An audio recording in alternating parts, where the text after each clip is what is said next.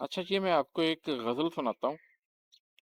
جن لوگوں سے میرا رشتہ ہے، جو میرے بچپن کو جانتے ہیں، ان کو ان اشعار میں کئی جگہوں پر کچھ ایسے اشارے، کچھ ایسی چیزیں ملیں گی کہ جو ہمارے گھر کی روایت کا ایک طرح سے حصہ تھیں۔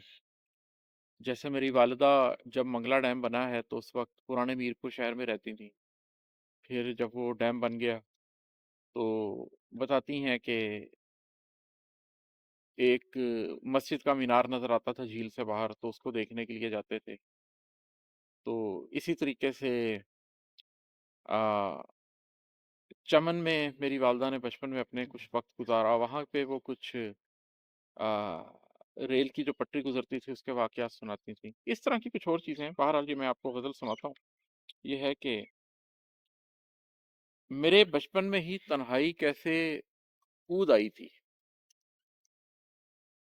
میرے بچپن میں ہی تنہائی کیسے اود آئی تھی، وہ 80 کی دہائی تو اداسی کی دہائی تھی۔ میرے بچپن میں ہی تنہائی کیسے اود آئی تھی، وہ 80 کی دہائی تو اداسی کی دہائی تھی۔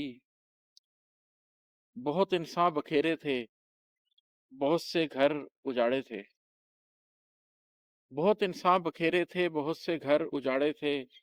سنا ہے ڈیم میں لوگوں کے اشکوں کی بھرائی تھی۔ غریبوں سے کبھی پوچھا کہ ان کی بستیوں میں سے، غریبوں سے کبھی پوچھا کہ ان کی بستیوں میں سے گزاری ریل کی پٹری تو ان کو نیند آئی تھی۔ پلازے تو بنے تھے شہر میں، ہوٹل بھی عمدہ تھے۔ پلازے تو بنے تھے شہر میں، ہوٹل بھی عمدہ تھے، مگر معلوم ہے سب کو بڑھی کس کی کمائی تھی۔ فقط ایک میں نہیں اس مغربی تہذیب سے خائف، فقط ایک میں نہیں اس مغربی تہذیب سے خائف، یہی کچھ صاحب اسرار لوگوں کی دہائی تھی۔ بتا دو اپنے بچوں کو کہ ان تاریخ دانوں نے، بتا دو اپنے بچوں کو کہ ان تاریخ دانوں نے ہمیں دھوکے میں رکھ کر اور ہی دنیا دکھائی تھی۔ اور مکتا ہے کہ عماد آؤ سرے بازار سچ کہہ دیں کہ یہ دنیا، عماد آؤ سرے بازار سچ کہہ دیں کہ یہ دنیا بہت ہی مصلحت اندیش لوگوں نے بنائی تھی۔